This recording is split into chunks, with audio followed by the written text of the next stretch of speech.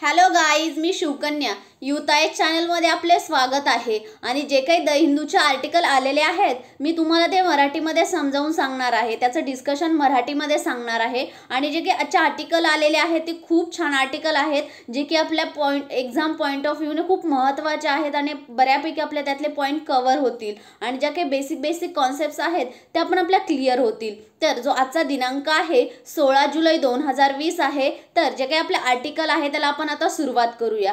तर जे काही कोविड-19ची इतकी मोठी एक परिस्थिती आलेली आहे, महामारी आलेली आहे, तर त्याच्यामुळे काय होतंय, जे काही इन्फ्लेशन आहे, जे काही महागाई म्हणतो, चलनवाढ म्हणतो आपण त्याला, ते एक अलर्ट आहे आपल्यासाठी, एक अलार्मिंग सिच्युएशन आहे. जसं की ज्या प्राइजेस आहेत त्या वाढायला लागलेल्या आहेत. तर जे काही आपण म्हणतो की प्राइजेस का वाढतात, जिथे डिमांड असेल तर प्राइस वाढते, बट इथे डिमांड कमी असूनही प्राइस वाढत आहे. तर त्याचे कारणं कोणते आहेत आणि कशा प्रकारे प्राइस वाढत आहे तर ते आपण बघूयात. तर जे काही इंडियाची जे काही पॅन्डेमिक हिट आपण म्हणतो, एवढं मोठे इकॉनॉमीला आपला कुठंतरी एक पॅन्डेमिकमुळे एक कुठेतरी मागं होती आपली इकॉनॉमी रिसेशनमध्ये चाललेली दिसते आपल्याला. तर जे काही ॲक्सिलरेटिंग जे इन्फ्लेशन आहे ते कुठेतरी वाढतंय. तर जो काही डेटा आहे, आपण जो काही प्रिसाइजली डेटा आहे त्या धर्तीवरती आपण बघू शकतो की म्हणजे ज्या काही आपण इन्फ्लेशन म्हणतो ते कुठे झालेलं आहे. तर जूनचं आत्ता जर मागच्या महिन्याचं बघितलं, त्याची रीडिंग बघितली आपण, तर 6.1% आहे आणि ही खूप वाईट आहे, एक वरी करण्यासारखी गोष्ट आहे. जर लॉकडाऊन बघितलं तर मार्च एप्रिल आणि मे या 2-2.5 मंथमध्ये मागे लॉकडाऊन लागलेलं होतं आणि त्यानंतर जूनमध्ये कुठेतरी ते शिथिल करण्यात आलं किंवा कुठेतरी इकॉनॉमिक ॲक्टिव्हिटीला तिथं परमिशन देण्यात आलेली होती. त्याच्यानंतर जर त्या जून महिन्याचं आपण बघितलं तर ते खूप एक वरी करण्यासारखी गोष्ट आहे. आणि जर नेशन वाईड शटडाऊन होतं, त्यानंतर जी काही इकॉनॉमी आहे ती कुठेतरी थोडीफार प्रमाणात ओपन करण्यात आली आणि जे काही गुड आणि सप्लाय म्हणतो ते कुठेतरी पूर्णपणे बंद झालेले होते हे 2-2.5 महिन्यामध्ये. आणि त्याच्यानंतर जे काही कन्झ्युमर प्राइस इंडेक्स असतो त्याचा जर आपण क्लोजरली बघितलं, त्यानुसार ज्या व्हॅल्यूज बघितल्या, डेटा फॅक्ट बघितला, तर आपल्या लक्षात येईल जे काही फूड आणि बिव्हरेजेस आहेत, म्हणजे जे काही आपण पेय पदार्थ म्हणतो ते पेयद्रव्य, तर त्याची जी काही 7.3%नी वाढ झालेली आहे त्याच्यामध्येच, म्हणजे त्याचं आपण इन्फ्लेशन म्हणू शकतो. त्याच्यानंतर जे प्रोटीन रिसोर्सेस असतात, जसं की पल्सेस आणि जे काही प्रॉडक्ट्स असतात त्यामध्ये आपल्याला प्रोटीन मिळतं, तर त्याच्यामध्ये 16.7%ने सर्ज झालेलं आहे. त्याच्यानंतर मीट आणि फिश बघितलं तर 16.2% कुठेतरी वाढ झालेली आहे. आणि मिल्क आणि इट्स डेरिव्हेटिव्ज, म्हणजे त्याचे जे काही बाय प्रॉडक्ट्स असतात, जे काही दूध असतो त्याच्यापासून आपण जे वेगवेगळे पदार्थ बनवतो, तर त्याच्यात 8.4%ने वाढ झालेली आहे. आणि जर इन्फ्लेशन आपण फूड कॅटेगरीमध्ये बघितलं तर ते फास्टर, म्हणजे मच फास्टर वाढत आहे. बट जर व्हेजिटेबल्स आणि फ्रूट्समध्ये बघितलं तर कुठेतरी ते मॉडरेटिंग आहे, म्हणजे जास्त प्रमाणात कुठे वाढलेलं नाही, इन्फ्लेशन मॉडरेटली गेन झालेलं आहे, म्हणजे तिथं कुठेतरी पॉझिटिव्ह आपल्याला पाहायला मिळेल. जर बघितलं इतक्या मोठ्या कोविड-19च्या महामारीत ते लोक भाजीपाला खाणं सोडलेलं नव्हतं, त्याचबरोबर फळही खात होते. तर बघितलं आपण, तर जर फ्रूट आहे तर ते 0.7% डिफ्लेशन दाखवतं. आणि जर आपण व्हेजिटेबल्स बघितलं तर 1.9% गेन झालेला आहे, म्हणजे कुठेतरी वाढ झालेली आहे व्हेजिटेबल्समुळे. आणि जर ट्रान्सपोर्ट आणि कम्युनिकेशनमध्ये बघितलं तर त्याच्यात इन्क्लुडिंग पेट्रोल आणि डिझेल तर 7.1%ने जंप घेतलेली आहे, म्हणजे इतक्या मोठ्या प्रमाणात वाढलेली आहे. आणि त्याच्यानंतर जर इन्क्रीज इन फ्युएल प्राइजेस म्हटलं तर कशामुळे वाढलेले आहे, तर आपण एक्सपेक्टेड करू शकतो जे काही ट्रान्सपोर्टिंग केलेलं आहे फार्म प्रोडक्ट्स एका ठिकाणाहून दुसऱ्या ठिकाणी, तर त्याच्यामुळं जे काही त्याच्यासाठी फ्युएल लागणार होतं त्याच्यामुळे कुठेतरी कॉस्ट वाढलेली आहे, हायर प्राइस झालेली आहे. आणि आपण म्हणू शकतो जे काही फूड प्राइजेस आहे त्याही सध्याच्या कुठे नियर येणारा जे काही काळ आहे त्याच्यामध्ये कुठेतरी कमी होतील, सॉफ्ट होतील असा अंदाज दिसत नाहीये. त्याच पुढे जर बघितलं आपण, जर यावेळेचा जो काही मान्सून आहे, पाऊस आहे, तो वेळेवरती आलेला आहे, रॅपिड, म्हणजे जसा हवाय तसा आलेला आहे. आणि अजून जर हायर रेनफॉल झाला तर जे काही ॲग्रॅरियनचं आपल्याला म्हणतो कुठेतरी आपल्याला रिलीफ मिळेल, रिअश्युरन्स असेल जर चांगला रेनफॉल यावर्षी राहिला तर. त्याच्यानंतर जो काही रेंट सस्टेन असेल तर ॲग्रॅरियन जी हर्टलँड आहे तर ती कुठेतरी त्याची जी काही की म्हणतो आपण, ते कुठेतरी की फॅक्टर हा कव्हर होऊ शकतो. आणि जे काही हार्वेस्ट आहे, जे काही आपण म्हणतो कापणी, त्यावेळेला जे काही काय म्हणतो आपण त्याला, जे पीक असेल ते कुठेतरी भरघोस पीक येणार आहे आणि जे काही फूड प्राइजेस आहे याच इयरच्या शेवटला कुठेतरी कमी झालेले दिसतील, मॉडरेट झालेल्या दिसतील, कमी म्हणण्यापेक्षा मॉडरेट झालेले असतील आणि हे वर्ष कुठेतरी आपल्याला ब्राईट होईल असे वाटेल जर रेनफॉल चांगला राहिला तर कंटिन्यूमध्ये असाल. त्याच्यानंतर जर व्हेजिटेबल प्राइजेस बघितले आहे तर चांगली एक म्हणू शकतो, त्यात गेन झालेला आहे पण त्याच्या प्राइस कुठेतरी अजूनही वाढत आहेत. त्याचबरोबर जे काही गुड आणि सर्व्हिसेस आहेत त्याच्याही प्राइजेस वाढत आहेत आणि जे काही बिझनेसला बिझनेस कुठेतरी लोकांचे पूर्णपणे बंद होते, त्यामुळे कुठेतरी मागे सरसावलेले आहेत किंवा त्याचं जे काही इन्कम म्हणतो ते कमी होत आलेलं आहे. त्यामुळे बिझनेस फायनान्शियल खूप मोठा इन्सल्ट आहे त्याच्यासाठी आणि त्यामुळे कुठेतरी डिमांड वीक झालेली आहे. तर याच धर्तीवरती ज्या काही स्टील कंपनीज आहेत तर त्यांनी एक रिसेंटली अनाऊन्स केलेलं आहे जर ते प्राईस वाढवणार आहेत तर का, जे काही कोविड-19 पॅन्डेमिक आलेली आहे त्याच्या धर्तीवरती जे काही आयन ओरे आणि त्याचनंतर जे काही आपल्याला जे रॉ मटेरियल लागतं कंपनीसाठी तर त्याची कुठेतरी प्राईस त्यांना वाढते. त्यामुळे त्यांचे जे काही फायनल प्रोडक्ट्स आहेत त्याचेही ते प्राइजेस वाढवणार आहेत. आणि जर बघितलं आपण जे एक IHS मार्केट एक रिसर्चर्स आहे त्यांचा एक बिझनेस आउटलुक सर्वे आहे, तर हे ॲक्च्युअल IHS काय आहे ते आपण बघूयात. तर जे काही मार्केट लिमिटेड होतं, IHS मार्केट लिमिटेड हे London based global information provider एक आहे. तर जे काही म्हणतो एक ग्लोबल लीडर जी काही इन्फॉर्मेशन असते ती प्रोव्हाइड करते, जे काही अनॅलिटिक्स आणि सोल्युशन असते, जे मेजर इंडस्ट्रीज असतात ज्या की इकॉनॉमी ड्राईव्ह करतात वर्ल्ड वाईड ज्या पूर्ण जगामध्ये, तर त्याला कुठेतरी त्या इन्फॉर्मेशन प्रोव्हाइड करतात. तर ही एक IHS मार्केट्स आहे आणि त्यांचा एक सर्वे पब्लिश होत असतो, त्याला बिझनेस आउटलुक सर्वे असं म्हणतात.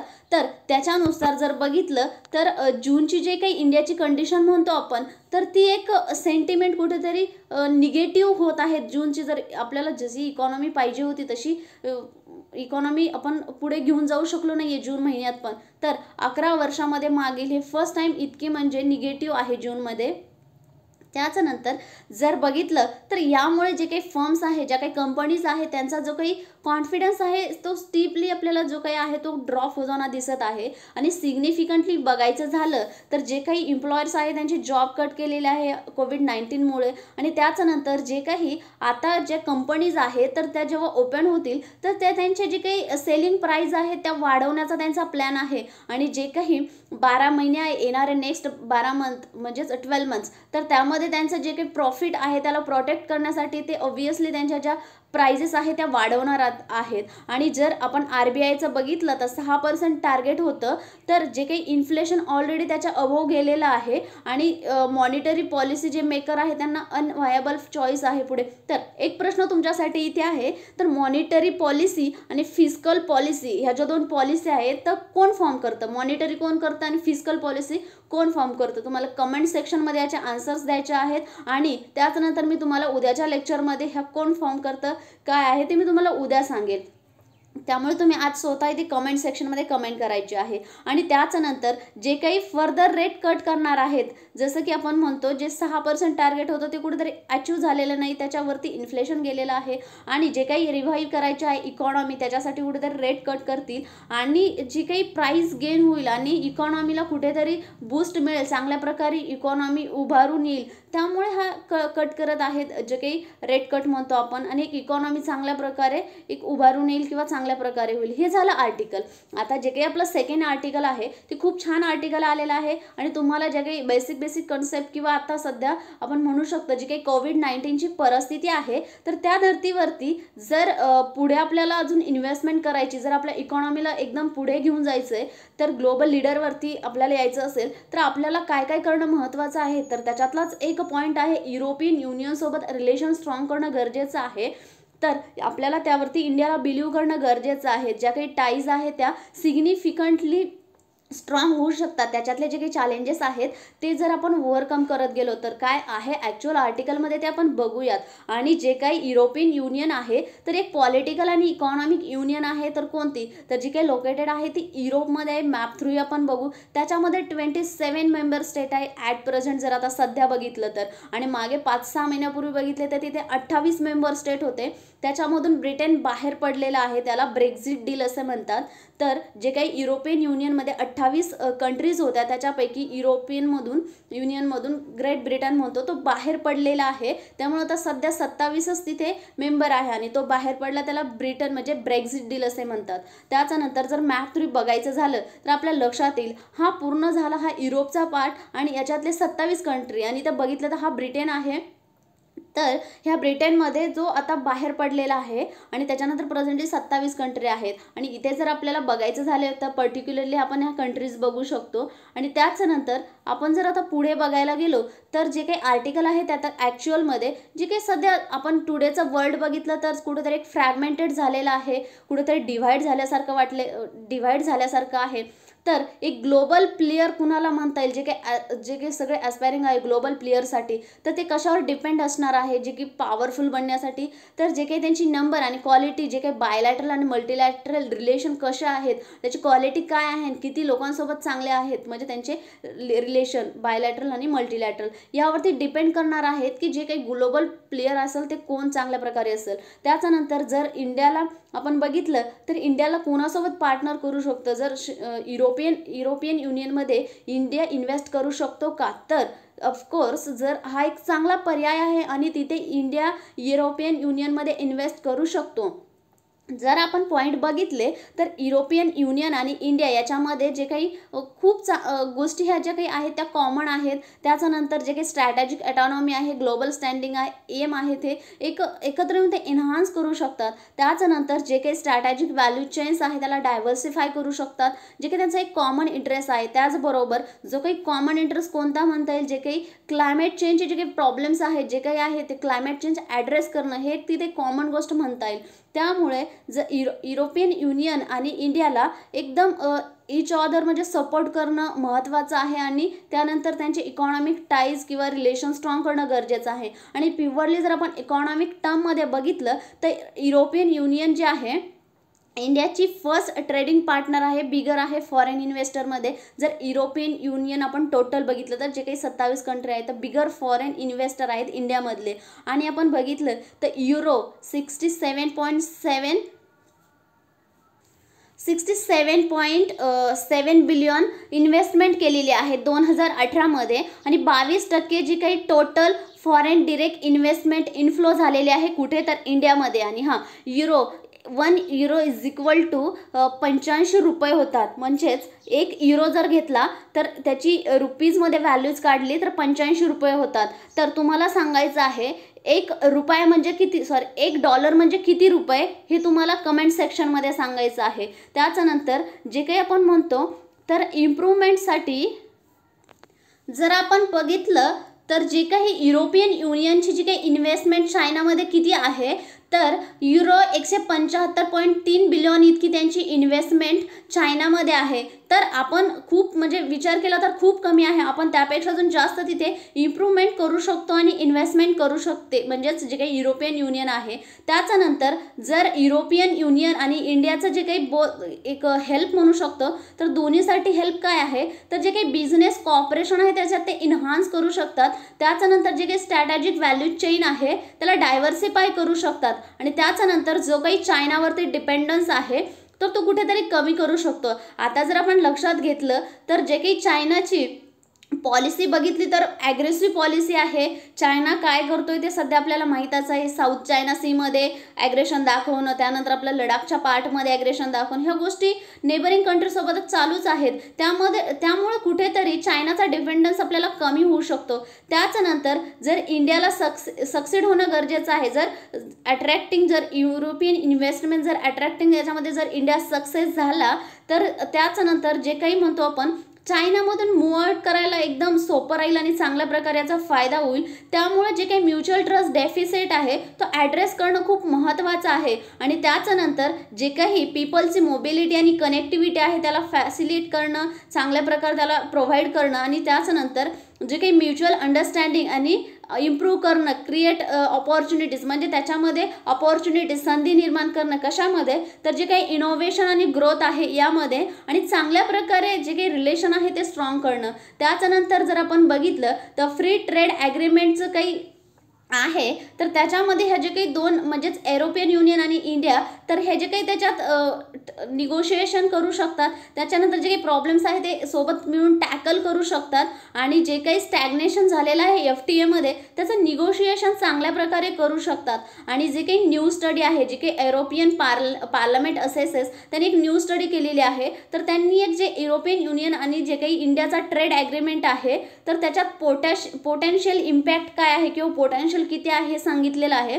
तर युरो 8 बिलियन आणि युरो 8.5 बिलियन गेन होऊ शकतो जर ह्या दोन्ही साईडने जर ट्रेड इन्क्रीज झाला तर. आणि त्याच्यानंतर यामुळे सिग्निफिकंटली फायदा जो ट्रेड गेन होणार आहे, तर इंडियामध्ये जो काही फ्लो आहे तर तो वाढू शकतो. त्याच्यानंतर ही जी स्टडी आहे तर ती अल्सो रेफर काय करते, तर ॲडिशनल पोटेन्शियल गेन, जसं की इन्हान्स कोऑर्डिनेशन होऊ शकतं. त्याच्यानंतर जे काही ग्लोबल पब्लिक गुड्स आहे त्याच्यासाठी प्रोव्हिजन्स क्रिएट करू शकतात. आणि जे काही इन्व्हायरमेंटल जर एक्झाम्पल बघायचे झाले तर जे काही इन्व्हायरमेंटल स्टँडर्ड्स आहे दोन्ही जे आपण म्हणतो इंडिया आणि युरोपियन युनियन मिळून ग्लोबल स्टँडर्ड्स सेट करू शकतात जे काही इन्व्हायरमेंटचे आहेत. त्याच्यानंतर जर क्लायमेट चेंजचं बघितलं तर युरोपियन युनियन एक ॲम्बिशियस टार्गेट बिल्डअप करत आहे, जे की 2050पर्यंत जे काही कॉन्टिनेंट कार्बन इमिशन आहे ते न्यूट्रल करणार आहेत. आणि जी काही त्याच्यासाठी कशा थ्रू करणार आहे, तर जी काही इंडस्ट्रीयल स्ट्रॅटेजी आहे नवीन डिझाईन करणार आहेत आणि ती काही ग्रीन डील म्हणतो त्याला आपण, त्याच्या थ्रू जे काही इंडस्ट्रीज आहे त्याच्यामध्ये नवीन डिझाईन करणार आणि त्याच्या थ्रू जे काही कार्बन इमिशन आहे ते कुठेतरी न्यूट्रल करणार आहे. तर जे काही आपण म्हणतो युरोपियन कमिशन आहेत, जे की एक्झिक्युटिव्ह व्हाईस प्रेसिडेंट आहे युरोपियन कमिशनचे, जे की फ्रान्स टिमरमॅन्स जे आहेत, प्रोनाऊन्सिएशन चुकलं असेल तर सॉरी. त्याच्यानंतर ते काय म्हणतात, जे काही इन्व्हेस्टिंग इन फॉसिल फ्युएल, जे काही आतापर्यंत फॉसिल फ्युएलमध्ये इन्व्हेस्ट केलेलं होतं जेणेकरून पर्यावरणाला खूप मोठा त्याचा धोका होता, ऱ्हास झालेला होता, तर ते कुठेतरी रिकव्हरी करणार आहे. आणि ही एक चांगली अपॉर्च्युनिटी आहे आणि ही एक चांगली वेळ आहे. कुठेतरी ते इन्व्हायरमेंट सस्टेनेबिलिटी, जे काही इन्व्हायरमेंट सस्टेन गोष्टी करू शकतात आणि चान्स आहेत की इन्व्हायरमेंटला कुठेतरी चांगलं आपण प्रोटेक्ट करू शकतो. त्याच्यानंतर युरोपियन युनियन आणि इंडिया जे बोथ आहेत तर ते ट्रान्सफॉर्मिंग करू शकतात. कशात, जे काही कार्बन न्यूट्रल इकॉनॉमी आहे 2050पर्यंत, दोन्हीच्या टाय रिलेशन व्यवस्थित झाले तर. आणि त्याच्यानंतर जी काही इन्व्हेस्टमेंट आहे ती मोठ्या प्रमाणात गेन करू शकतात. आणि जर जिओ पॉलिटिकल टर्ममध्ये बघायचं झालं तर इंडिया जे काही इटसेल्फ फाइंड करत आहे एक पॉवरफुल रायव्हल्स फॉर्म करतात, म्हणजे प्रतिस्पर्धी एक बघत आहे. तर एक युरोपियन युनियन एक चांगली गोष्ट आहे, चांगल्या प्रकारे रिलेशन टाईज जे आहे ते स्ट्रॉंग करू शकतो. त्याच्यानंतर जर इंडो पॅसिफिक रिजन बघितला तर कोणता, जो की इंडियन ओशियन आणि पॅसिफिक ओशियनचा जो काही एशियन कंट्रीज आहेत, जे काही आपण साऊथ ईस्ट एशिया म्हणतो, तर ज्या काही कंट्रीज आहेत तो पार्ट आणि इंडियाचा जो काही दोन्ही मिळून म्हणतो त्याला आपण इंडिया पॅसिफिक रिजन म्हणतो. आणि त्याच्यात ही टर्म कोणी कॉइन केलेली आहे, तर जे काही जपानचे जे काही जपानचे आपण म्हणतो लीडर आहेत, तर त्यांनी ही जी काही टर्म आहे ती कॉइन केलेली आहे इंडो पॅसिफिक. आणि त्याच्यानंतर जे काही त्याच्यातले कोणकोणत्या कंट्रीज त्यामध्ये स्ट्रॉंगली म्हणजे इन्क्लुडेड आहेत, तर USA, ऑस्ट्रेलिया, जपान आणि इंडिया ह्या ज्या काही 4 कंट्री आहेत, तर ते तिथं पॉवरफुली जे काही जिओ पॉलिटिकल म्हणतो तिथे स्ट्रॉंगली ते परफॉर्म करतात. तर त्याच्यानंतर ते आपल्याला एक पॉईंट ॲडव्हान्टेज होऊ शकतो की कॅपिटलाइज आणि जिओ पॉलिटिकल आपल्याकडे एक प्लस पॉईंट आहे. आपण जर इंडो पॅसिफिक रिजनचा बघितला तर त्याचा कुठेतरी आपण फायदा करून घेऊ शकतो युरोपियन युनियनसोबत जे काही रिलेशन स्ट्रॉंग करण्यासाठी. त्याच्यानंतर स्ट्रॉंगर कॉपरेशन पाहिजे तर कुठे, जे की लाईक माइंडेड, जसं बघितलं युरोपियन युनियनमध्ये मोस्टली डेमोक्रेसीच आहे आणि इंडियामध्ये तर डेमोक्रेसीच आहे. तर जे काही डेमोक्रेसी आहे तर ही पॉवर आहे ती सपोर्ट करू शकते चांगल्या प्रकारे. आणि त्याच्यानंतर जे काही इंडिया इतकं मोठं कॉम्पिटिशन करत आहे त्याला कुठेतरी ह्या दोन युरोपियन युनियन आणि इंडिया कुठेतरी एक कॉम्पिटिटर आहे, ते कुठेतरी टॅकल करू शकतात चायनाला. त्याच्यानंतर जर बघितलं तर आपण इंडियाच्या स्ट्रॉंगेस्ट बायलॅटरल रिलेशन आहेत तर कुणासोबत, जे काही युरोपियन युनियनच्या जे काही आपण इंडिव्हिज्युअल कंट्री बघितल्या तर त्याच्यात 27 कंट्री आहे. आणि आपण इंडिव्हिज्युअल कंट्रीकडे बघितलं तर इंडियाची जी काही रिलेशन आहे ते खूप स्ट्रॉंग आहेत आणि ते डीलिंग इफेक्टिव्हली करतात. बट जर आपण होल युरोपियन युनियनचा जर विचार केला तर ते आपल्याला कुठेतरी कमी दिसतात, म्हणजे आपण कुठेतरी त्याला अजून पोटेन्शियल आहे त्याला वाढवू शकतो. त्याच्यानंतर जे काही न्यू दिल्ली आहे त्याला एक लर्न करणं गरजेचं आहे. काय, तर जे काही मॅक्झिमम बेनिफिट आपल्याला कशा प्रकारे करून घेता येईल आणि स्ट्रॅटेजिक पार्टनरशिप कशी स्ट्रॉंग करू शकतो ह्या गोष्टी आपण लर्न करू शकतो. त्याच्यानंतर जर कोविड-19ची आपण परिस्थिती बघितली तर काय आहे तर युरोपियन युनियनमध्ये तिथेही काही सोडलेलं नाही, तिथेही भरपूर प्रमाणात ही जी काही महामारी आहे पसरलेली आहे. मोस्ट आपण त्याला म्हणू शकतो की अफेक्टेड एरिया पण आहे युरोपियन युनियनमध्ये. त्याच्यानंतर जर बघितलं तर युरोपियन युनियन ही जी काही आहे एक फंडामेंटल पिलरवरती 27 कंट्रीज आहे ते कुठेतरी बिल्डअप झालेले आहे, सुपर नॅशनल लेवल आहे. त्याच्यानंतर त्यांच्या ते पुढं तरी स्ट्रॉंग विलिंगनेस आहे. त्याच्यानंतर जे काही नेक्स्ट जनरेशन युरोपियन युनियनचं प्रपोजल आहे ते सबमिट केलेलं आहे कुणी तर युरोपियन कमिशन जे आहेत आपण वरतीच बघितलं त्यांनी एक सरप्राइझिंग आहे, एक बोल्ड अप्रोच आहे. तर तिथे कुठेतरी आपल्याला त्याचा चांगल्या प्रकारे त्याचा फायदा करून घेता येऊ शकता. तर हे जे काही आहे ते गेम चेंजर गोष्ट असू शकते. जसं की फक्त फायनान्शियल इम्प्लिकेशनमध्येच नाही तर जे काही आहे तर कुठेतरी इकॉनॉमिकच्या पलीकडे ह्या टाईज जाऊ शकतात आणि जे काही बियॉन्ड ट्रिटीज असतात त्याच्या पलीकडे जाऊन रिलेशन स्ट्रॉंग होऊ शकतात. त्यामुळे जे काही इंडिव्हिज्युअल मेंबर आहेत तर जे काही सेल्फ इंटरेस्ट म्हणतो आपण तेही कुठेतरी चांगल्या प्रकारे होऊ शकतात. त्याच्यानंतर जी काही युरोपियन युनियन बघितलं तर जी काही व्हॅल्यू आहे आपण बघितलं इकॉनॉमीचे जे क्लाउट आहे त्याच्या बियॉन्ड जाऊ शकतात, त्याच्या पलीकडे आपण त्या व्हॅल्यूज ज्या काही टाईज आहे त्या स्ट्रॉंग करू शकतात. त्याच्यानंतर जर बघितलं तर युरोपियन युनियन जे आहे एक इंटरनॅशनल ऑर्डर आहे. त्याच्यानंतर ते एक चॅलेंजेस पण भरपूर राहणार आहे, सगळ्या गोष्टी पण असणार त्या टॅकल करत पुढे जायचं आहे आणि चांगले रिलेशन स्ट्रॉंग करू शकतात. त्याच्यानंतर युरोपियन युनियन आणि इंडियाला जे काही जॉईंट फोर्सेस आहेत तिथं काम करणं गरजेचं आहे, तिथे एक पोटेन्शियल आहे तिथे करू शकतात. त्याच्यानंतर जे की सस्टेनेबल रिफॉर्म करू शकतात मल्टीलॅटरल इन्स्टिट्यूशनमध्ये जे की दोन्ही जे मेंबर आहेत. जसं जर मल्टीलॅटरल इन्स्टिट्यूशन बघितलं तर वर्ल्ड ट्रेड ऑर्गनायझेशन आहे याच्यामध्ये रिफॉर्म करू शकतात. आणि जर बघितलं तर एक स्ट्रॉंग पार्टनरशिप होऊ शकते दोन्ही आपण युरोपियन युनियन आणि इंडियाची आणि एक ग्लोबल डिसिजन मेकर ह्या जे काही आहेत त्या बनवू शकतात. त्यामुळे खूप मोठं पोटेन्शियल आहे, खूप मोठ्या गोष्टी आहेत. तर जर जे काही चॅलेंजेस आहेत त्याला टॅकल करून जर जे काही रिलेशन आहे ते स्ट्रॉंग बनवले तर आपल्याला कुठेतरी चायनाला काउंटर करता येईल किंवा जे काही चायनावर इतका मोठा डिपेंडन्स आहे तो कुठेतरी कमी होऊ शकतो आणि आपल्या जे काही नीड आहे रिक्वायरमेंट आहे ते कुठेतरी डायव्हर्सिफाय होईल. तर हे या आर्टिकलमध्ये दिलेलं आहे आणि हे आर्टिकल मला तर वाटतं खूप छान होतं आणि मीही समजून सांगितलेलं आहे. तुम्हाला आवडलं असेल तर तुम्ही ते कमेंट सेक्शनमध्ये सांगा. जर तुम्हाला काही त्याच्यात चेंजेस हवे असेल किंवा काही समजलं नसेल तेही तुम्ही कमेंट सेक्शनमध्ये विचारू शकता. आणि जर आवडलं असेल तर नक्की लाईक करा आणि तुम्हाला नेक्स्ट लेक्चरचे जे काही नोटिफिकेशन्स हवेत त्यासाठी तुम्ही त्याला चॅनलला सबस्क्राईब करा आणि तुमच्या मित्रमैत्रिणींनाही शेअर करा. आणि हे लेक्चर शेवटपर्यंत ऐकल्याबद्दल धन्यवाद. जय हिंद.